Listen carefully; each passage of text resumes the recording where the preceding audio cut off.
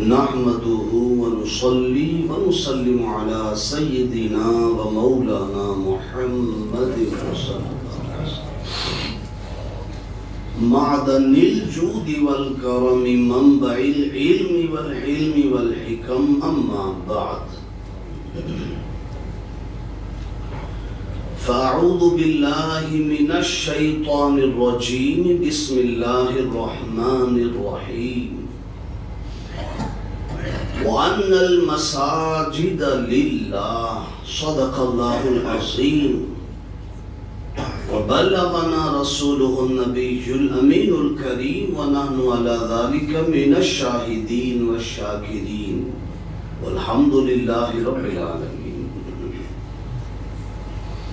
برادران ملت اسلامیہ و عزیزان گرامی قدر، گزشتہ 4 نشست سے مسجد کے تعلق سے، اس کی اہمیت اور اس کے آداب کے تعلق سے ہم گفتگو کر رہے تھے، اور آج کا ہمارا یہ آج کا 5واں اور آخری اس تعلق سے جمعہ ہے. جو باتیں رہ گئی تھی انشاءاللہ ہم اس کو پوری کرنے کی کوشش کریں گے. اللہ پاک اس کے متعلق ہمیں حق سننے اور آپ سب کو حق سننے پر عمل کی توفیق عطا فرمائے. قرآن مجید کی آیت کا ایک حصہ اللہ پاک نے فرمایا وَأَنَّ الْمَسَاجِدَ لِلَّهِ، کہ بے شک مسجدیں جو ہیں وہ اللہ ہی کے لیے ہے. یہ اس کا مفہوم ہے اس آیت کے حصے کا. اور مسجد وہ مبارک جگہ ہے جس کو اللہ کے رسول صلی اللہ علیہ وآلہ وسلم نے اپنی زبان حق فرمان سے یوں فرمایا کہ اگر دنیا کی زمین میں جنت کہیں ہے تو وہ مسجد ہے. بہت بڑا جملہ ہے. مسجد کی اہمیت کے لیے اتنا ہی کافی ہے کہ حضور نے یہ ارشاد فرمایا کہ اگر زمین پر جنت کہیں ہے تو وہ مسجد ہے. لیکن کچھ لوگ سمجھتے ہیں کہ اگر بر روئے زمین است ہمی است ہمی است ہمی است، جس کو کشمیر کے بارے میں لوگ کہتے ہیں، ٹھیک ہے، وہ ایک اللہ کے بنائے ہوئے قدرت کے حسین مناظر ہیں، اس میں کوئی شک نہیں. کشمیر اللہ اس کو سلامت رکھے، شاد و آباد رکھے، اور حاسدوں کی حسد سے اسے بچائے، اس میں کوئی شک نہیں. لیکن میں اقبال کے اس شعر کو دیکھوں یا حضور کے فرمان کو دیکھوں، بلا شبہ حضور کا فرمان ہی حق ہے کہ اگر زمین پر کہیں جنت ہے تو وہ صرف اور صرف مسجد ہے. اقبال نے تو کشمیر کو کہا کہ جنت ہے، لیکن حضور نے کہا آپ کو اگر یعنی یہ اشارہ دے دیا کشمیر ہر کوئی نہ جا سکے نہ جائے، اپنے محلے کی مسجد میں آ جائے، سمجھ لو وہ زمین کی جنت میں آ گیا. اور ایک بار اگر کوئی جنت میں آ گیا تو خدا کا وعدہ ہے کہ پھر اسے جہنم نہیں ملتی. جنت ہے نا، آپ داخل ہو گئے نا، اور وہ بھی حضور نے جنت کہا ہے. تو حضور کی کہی ہوئی جنت میں جو آ گیا پھر انشاءاللہ آسمانوں کی جنت میں بھی جائے گا وہ. تو میں نہیں سمجھتا کہ جس کے پاؤں جس کے قدم حضور کی بتائی ہوئی دنیا کی جنت میں نہ آ سکے، پھر میں نہیں سمجھتا کہ پھر وہ وہاں کی جنت کے خواب دیکھے، اسے کوئی حق نہیں پہنچتا. حضور کی بتائی ہوئی جنت میں جو آئے گا پھر اسے حق ہے کہ وہ آسمانوں کی جنت کے خواب دیکھے. یہاں زمین پر جو جنت بنائی گئی جسے مسجد کہتے، یہاں آنے کے لیے وقت نہیں ہے تو پھر اسے آسمانوں کی جنت کے خواب دیکھنے کا بھی کوئی حق نہیں ہے. یہ وہ مبارک جگہ ہے کہ جس کے بارے میں فرمایا گیا کہ مسجد سے جو تنکے نکلتے جھاڑو وغیرہ لگتی ہے نا، صاف صفائی خدام، اب تو اس کے لیے باقاعدہ لوگ رکھے جاتے ہیں سیلری پر، تو اور ہم یہ سمجھتے کہ یہ انہی کی ذمہ داری ہے اور انہی کو کرنا ٹھیک ہے ذمہ داری، لیکن آپ کی کیا ذمہ داری؟ جلا اللہ کے رسول کے فرمان کو سن لے کہ آپ کتنا بڑا انعام کھو دے رہے ہیں۔ حضور کیا فرماتے ہیں صلی اللہ علیہ وسلم کہ اگر کوئی مسجد کی صفائی کرتا ہے، صفائی کرنے کے بعد جو صفائی کے بعد ذرات نکلتے نا، جھاڑو سے تنکے ہیں، ذرات ہے صفائی، اللہ کے رسول نے فرمایا کہ جو ذرات جتنے بھی نکلے ہر ذرے کے بدلے اللہ نیکی دیتا ہے صفائی کرنے والے، ہر ذرے کے بدلے۔ کبھی کبھی یہ موقع خود بھی حاصل کر لو، ہاں کبھی کچھ دیکھو تنکا تو اٹھا کے باہر پھینکو، کچھ ایسی چیز دیکھو اٹھا کے پھینکو۔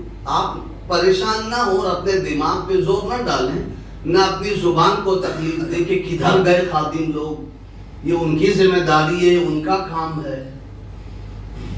آپ یہ عمل کر کے اس ثواب کے مستحق بن کے تو دیکھو۔ ایک حدیث پاک میں سنا رہا ہوں، ایک عورت ضعیفہ جو تھی، اس کی ایک عادت تھی حضور کے زمانے میں کہ مسجد میں وہ کچھ بھی دیکھتی تو فوراً باہر کر دیتی تھی۔ اب شروع اسلام کا زمانہ تھا، جو بدو تھے، نئے نئے مسلمان ہوئے تھے، وہ بھی چلے آتے ہیں، اور مسجد چونکہ اس وقت کچی تھی، مسجد نبوی مٹی کی تھی، کچی تھی، تو جس کی جہاں مرضی وہاں تھوک دیا کرتا تھا، اور یہ نہیں کہ وہ بے ادبی میں تھوکتا تھا، اسے پتا نہیں تھا۔ بہرحال وہ صحابی ہیں، یہ بات سمجھ لینا، بدو ہیں تھے لیکن وہ ہیں تو صحابی نا۔ آہستہ آہستہ لوگوں کو پتا چلتا گیا کہ مسجد کیا ہے۔ ایک نے تو مسجد میں پیشاب بھی کر دیا تھا، بلکہ کر رہا تھا، حضور نے بڑھ کر کے، صحابہ نے بڑھ کے روکنا چاہا، بدو تھا، صحابہ نے روکنا چاہا، حضور نے فرمایا قف رکو رکو، اسے کر لینے دو، پیشاب کر لینے دو۔ جب وہ پورا پیشاب کر چکا، پھر اس کے بعد حضور نے بڑی محبت کے ساتھ اس کو سمجھایا کہ یہ اللہ کا گھر ہے، اس کا ادب کرنا چاہیے، پیشاب کرنے کی جگہ نہیں ہے۔ لیکن یہاں سے ایک بات یہ بھی سمجھ میں آتی ہے کہ جہاں ہمارے اور آپ کے نبی عظیم پیغمبر تھے اور ہیں، وہی ایک بہت بڑے ڈاکٹر اور طبیب بھی تھے۔ ڈاکٹر آج کہتے ہیں نا کہ پیشاب لگے تو پیشاب کو روکو مت، کہتے ہیں نا پیشاب لگے تو پیشاب کو روکو مت، ہو جانے دو، آپ بیچ میں روکو گے بہت ساری بیماریاں جنم دے گی، کہتے ہیں نا ڈاکٹر۔ تو صحابہ جب منع کرنے کے لیے جا رہے تھے، جو پیشاب کر رہا تھا مسجد میں، حضور نے روکا نہیں، اسے کر لینے دو، یہ نہیں کہ ہاں ذرا روکو، اس کو مسجد ہے، اس کو سمجھ میں نہیں آتا۔ حضور نے روکا، کہا پورا پیشاب کر۔ حضور کے یہ جملے بتا رہے ہیں کہ حضور جہاں ایک بڑے عظیم نبی پیغمبر گزرے ہیں، وہیں ایک بہترین طبیب بھی تھے، پیشاب کر لیتے۔ تو بہرحال تو ایسے ہی لوگ آتے تھے، کبھی تھوک دیا۔ ایک بڑھیا تو اس کی عادت تھی، اگر کچھ مسجد میں دیکھتی تھوکا ہوا ہے، پھر تنکا ہے، صاف کر دیتی تھی۔ کئی بار ایسا ہوا، تھوکا ہے، صاف کر دیتی۔ حضور کسی سفر پر گئے تھے، جب واپس آئے، اس کی فضیلت ذرا سمجھو مسجد کی، اور اس کی صفائی کی، مختصری صفائی کبھی کر دیا کرو، انتظار مت کرو۔ حضور واپس آئے صلی اللہ علیہ وسلم، تشریف لائے، تو آپ نے دیکھا کہ کافی وقت گزر گیا، وہ نظر نہیں آئی صاف کرنے والی خاتون۔ تو آپ نے پوچھا وہ کہاں ہے؟ لوگوں نے کہا یا رسول اللہ وہ دنیا سے چلی گئی، اس کا انتقال ہو گیا ہے۔ آپ نے فرمایا مجھے خبر کیوں نہیں دی تم لوگوں نے؟ یا رسول اللہ آپ باہر تشریف لے گئے تھے، اور آنے کے بعد فوراً ہم نے گوارا بھی نہ کیا کہ آپ کو بتانے میں خاتون تھی۔ کوئی بہت بڑے مقام پر اس زمانے کے حساب سے، ورنہ ان کے قدموں کی دھول تو ہمارے لیے آنکھوں کا سرما ہے، صحابیاں ہیں نا. مناسب نہیں سمجھا، کہا کیسے نہیں بتایا مجھے؟ آپ نے فرمایا چلو مجھے اس کی قبر پر لے چلو، میں اس کے لیے دعائیں مغفرت کروں گا. حضور قبر پر تشریف لے گئے اور دعائیں مغفرت فرمائی اس کی قبر پر. کیا سمجھے آپ؟ مسجد کی صفائی کی دعا اور صفائی کرنے پر دعا اللہ کے رسول بھی آج کریں گے. یہ نہیں کہ اس وقت کر دیا. وہی ہاتھ آج بھی مزار مبارک میں اٹھے ہوئے ہیں جو 1400 سال پہلے اٹھے تھے. تو آپ نے دعا فرمائی. کتنا بڑا مقام ہے صفائی کرنے والوں. یہ ہمارے باپ کے نوکر نہیں ہیں جس کی جب مرضی میں آئے بھڑکا دیا ہڑکا دیا، اس کو یہ کیسا کر دیا وہ ایسا کر دیا. ان کا مقام اتنا بڑا ہے. اور مسجد کی صفائی کا حکم تو نبیوں کو بھی دیا گیا ہے. وَطَهِّرْ بَيْتِيَ لِلنَّاسِ وَالْقَائِمِينَ وَالرُّكَّعِ السُّجُودِ. اے ابراہیم اور اسماعیل میرے گھر کو صاف کرو، سجدہ کرنے والوں کے لیے اور قیام کرنے والوں کے لیے. نبی ہے ابراہیم ہے اسماعیل ہے، دونوں نبی ہے نا. انطہروا، دونوں صاف کیا کرو. اس سے پتا چلا بہت معمولی کام نہیں ہے، یہ غیر معمولی کام ہے. اور غیر معمولی کام کرنے والے لوگ بھی پھر معمولی نہیں ہوتے، وہ بھی غیر معمولی ہوتے. چھوٹا کام کرنے والا چھوٹا ہو سکتا ہے اور کہتے بھی ہیں، لیکن میں سمجھتا ہوں کام کوئی بھی ہو دل سے کرے تو وہ کام بڑا ہو جائے، اور بھی اللہ کے گھر کا کام.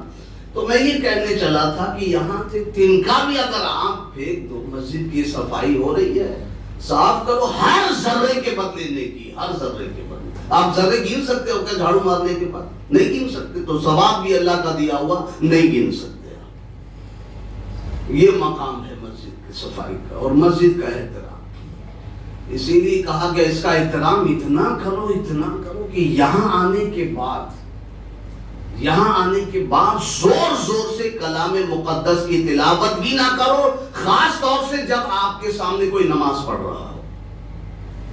اپنے کلام کی تو بات دور ہے، لوگ اپنا کلام یعنی اپنی بات چیت، اپنا کلام سے مطلب اپنی بات چیت، اپنی بات بھی زور سے تو بہت دور کی بات ہے. اللہ کی بات جسے کلام اللہ کہتے وہ بھی زور سے مسجد میں منع ہے پڑھنا، کیونکہ کوئی نمازی ہوگا اس کو خلل ہوگا نماز پڑھنے میں.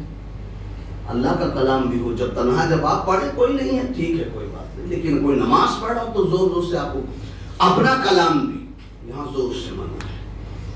اپنا کلام زور سے کرو گے تو کہا گیا ہے مسجد میں کوئی دنیاوی گفتگو کرتا ہے، دنیاوی بات کرتا ہے، تو کہا گیا کہ اس کی نیکیاں ایسے ہی برباد ہو جاتی ہے، ایسے ہی ختم ہو جاتی ہے جیسے کوئی آگ لکڑی کو ختم کر دیتی ہے.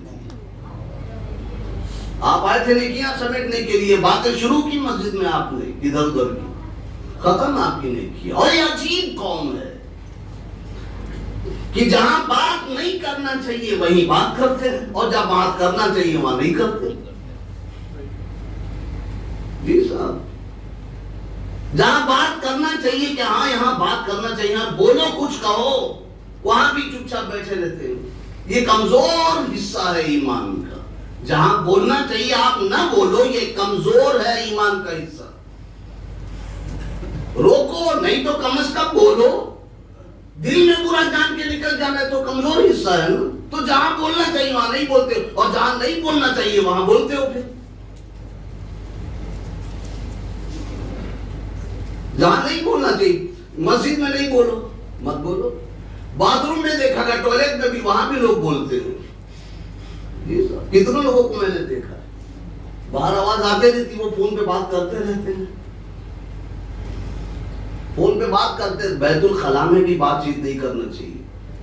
بہت بڑی بڑی بیماریاں جنم لیتی ہے وہاں بات کرنے سے. آپ کو کیا پتا؟ اس لیے زبان کو بند رکھنے کا حکم ہے، ہونٹ دبا کر کے بیٹھنے کا حکم ہے. وہاں بھی فون نکال کر کے، فون بھی رنگ ٹون بجتی ہے باتھ روم میں، اللہ اللہ میں مدینے چلا، اور کہاں بیٹھا ہوا ہے. جی سر، آپ کو پتا ہے کہ آپ کے موبائل پر رنگ ٹون نعت پاک کی ہے تو کاہے کے لیے لگاتے ہو؟ آپ ہٹو، یا تو سائلنٹ کر کے جاؤ وہاں پہ. وہاں باتھ روم میں مدینے چلا، ماشاء اللہ رب العالمین، اتنا شعور نہیں، اور وہاں باتیں بھی چالو ہے، دھندا کاروبار کی بات ہو، باتھ روم میں نے سنا ہے باقاعدہ، ہاں اس کو دے دینا، اتنا دے دینا، اس کو دے دینا، میں شام تک مال پہنچا دوں گا، یہ کر دوں گا، اور وہاں کچھ اور پہنچ رہا ہے، پہنچانے کی بات کر رہے ہیں۔ تو جہاں بولنا چاہیے اس قوم کو وہاں بولتی نہیں، اور جہاں نہیں بولنا چاہیے وہاں بولتی ہے۔ یہ جگہ وہ ہے جہاں خاموش رہنا ہے۔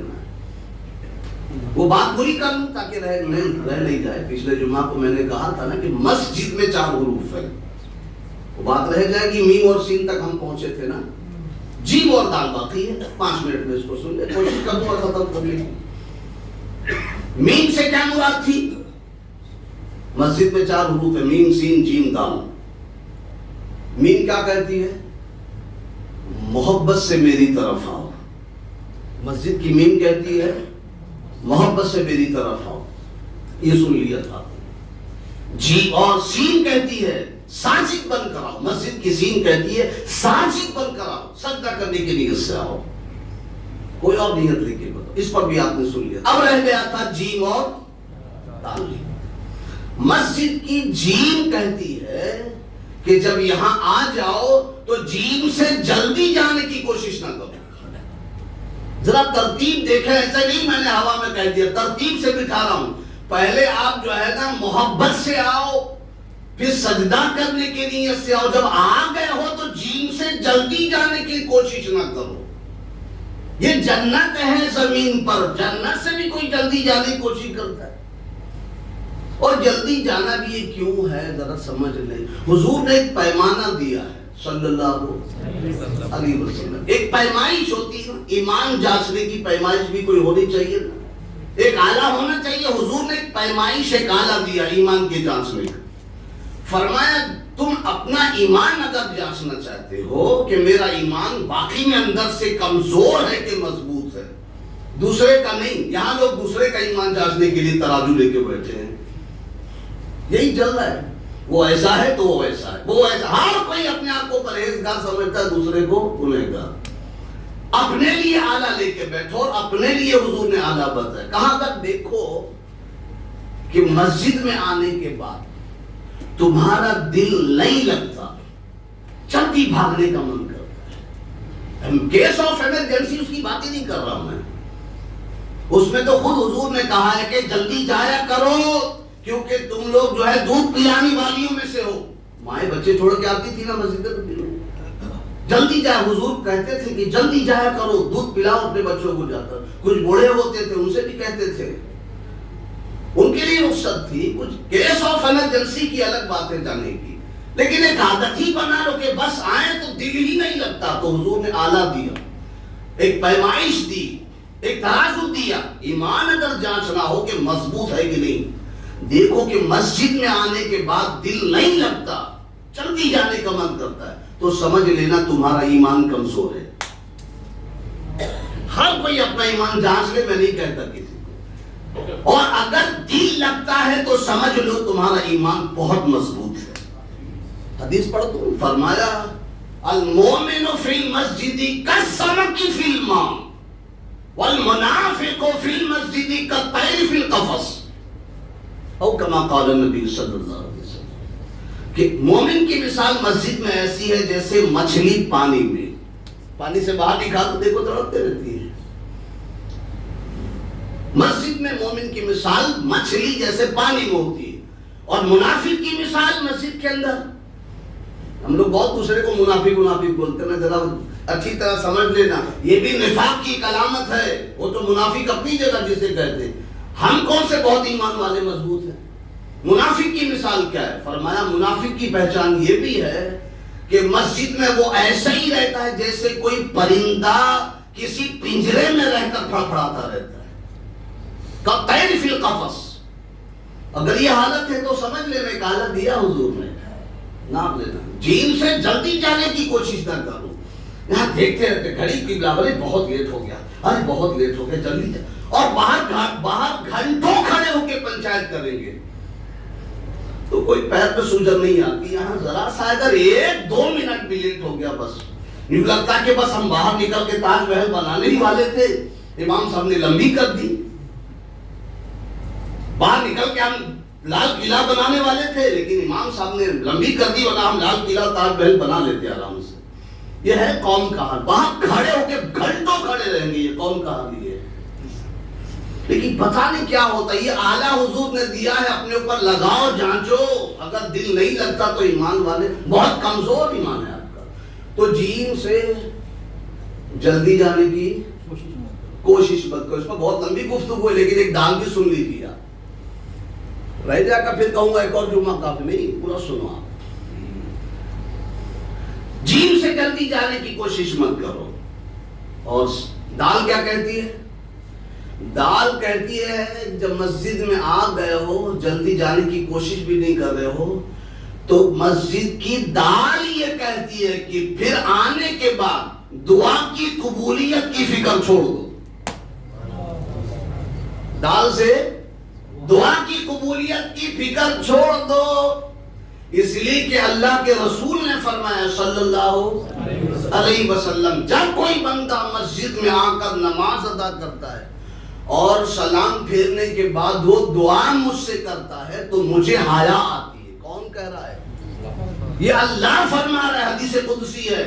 نبی اپنے غلاموں سے کہہ دو کہ مجھے حیا آتی ہے، اللہ حیا کر رہا ہے۔ اللہ اکبر، اللہ، کیسی بڑی بات ہے یار۔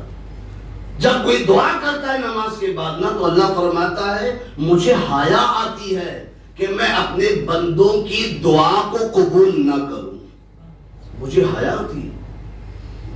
تو دعا کی قبولیت کی فکر چھوڑ دو، اور یہاں بندوں کو حیا آتی ہے کہ ہاتھ اٹھاؤں کہ نہیں اٹھاؤں۔ وہ اللہ فرماتا مجھے حیا آتی ہے کہ میں نہ دوں اسے جو مانگے، مجھے حیا آتی ہے، اور بندہ ہاتھ اٹھانے میں حیا کرتا ہے۔ کچھ لوگ تو ہاتھ اٹھاتے، بڑی مشکل سے ہاتھ اٹھتا ہے اس میں، اور کچھ لوگ ہاتھ اٹھا بھی لیتے، آمین آمین اچھے سے کہو نا بھائی، دل سے بھی کہو، زبان سے بھی کہو۔ ہاتھ اٹھا یہ کیا ہے بھائی؟ آمین بولنے میں کیا جاتا ہے؟ آمین اچھے سے کہو، اور آمین ایک ساتھ مل کر بولو۔ 40 ایمان والوں میں کوئی ایک اللہ کا ولی ہوتا ہے، اس میں سے کسی ایک ولی کی آمین آج کی آمین سے لگ گئی تو کام ہو گیا آپ کا۔ کچھ لوگ دروازے پہ دیکھتے رہتے ہیں کہ وہاں قبولیت اترتے رہتی ہے، ایسا ہاتھ اٹھا کے دروازے پہ دیکھتے رہتے ہیں، ایسے دیکھ کرتے رہتے، اس سے آمین کہو، زور سے کہو، مل کر کے کہو، سب ایک آواز میں کہو کہ کسی کی آمین آمین سے لگ گئی تو کام ہو گیا۔ دال کہتی ہے کہ دعا کی قبولیت کی فکر چھوڑ دو۔ اب اسی میں وقت ہو گیا، بہت لمبی گفتگو ہے اس پر۔ بہرحال یہ اللہ کا گھر ہے، اس کا احترام کرو، یہاں آؤ اور مانگو، یہیں آ کر مانگو، ورنہ میرا رب ہے کہیں بھی مانگو۔ لیکن جب اس نے بتا دیا کہ یہاں آ کے بندہ مانگے اور میں نہ دوں تو مجھے حیا آتی ہے، تو تم کو کیوں حیا کرنا چاہیے؟ مانگو اس رب سے، وہاں کیا کمی ہے؟ تو یہ مسجد ہے، اللہ پاک اس کے آداب کے صحیح سمجھ ہم لوگوں کو عطا فرمائے، اور اس سے لگے رہنے کی، اس سے جڑنے کی اللہ ہمیں طاقت عطا فرمائے۔ ایک منٹ چاہیے حضرت آپ کو۔ جی جی، یہاں جتنے حضرات آتے ہیں تو سب یہی چاہتے ہیں کہ مطلب میں جو پڑھ رہا ہوں میری نماز قبول ہوگی، لیکن نماز قبول ہونے کے لیے جو شرائط ہیں، جو طریقہ ہے، اس کو اگر نہیں یوز کرتے ہیں تو نماز کیسے قبول ہوگی حضرت؟ بہت سے لوگ پیچھے جو پیر ہے وہ سیدھا ایسا کھڑا رکھتے ہیں، بہت سے لوگ ایسا پٹ رکھتے ہیں، کوئی خالی انگوٹھا لگا کے رکھتا ہے۔ اچھا اچھا، تو یہ سب ذرا ایک دن انشاءاللہ چلیے، انشاءاللہ آئندہ جمعہ کی کوئی وقت ہو گیا، ورنہ میں ضرور کہتا اس پر انشاءاللہ۔ جو حاجی صاحب نے سوال کیا ہے وہ انشاءاللہ اس پر ضرور گفتگو کریں گے کہ مسجد کے آداب تو اپنی جگہ ہیں، لیکن نماز کے بھی کچھ آداب ہیں۔ آپ مسجد کے آداب کر لو، نماز کا آداب کا خیال ہی نہیں ہے آپ کے، پھر کیا مطلب؟ تو مسجد کے آداب کے ساتھ نماز کے آداب بھی ضروری ہیں۔ انشاءاللہ ہم آئندہ جمعہ کو کوشش کریں گے نماز کے آداب کے لینے کی۔ اللہ پاک قبول فرمائے۔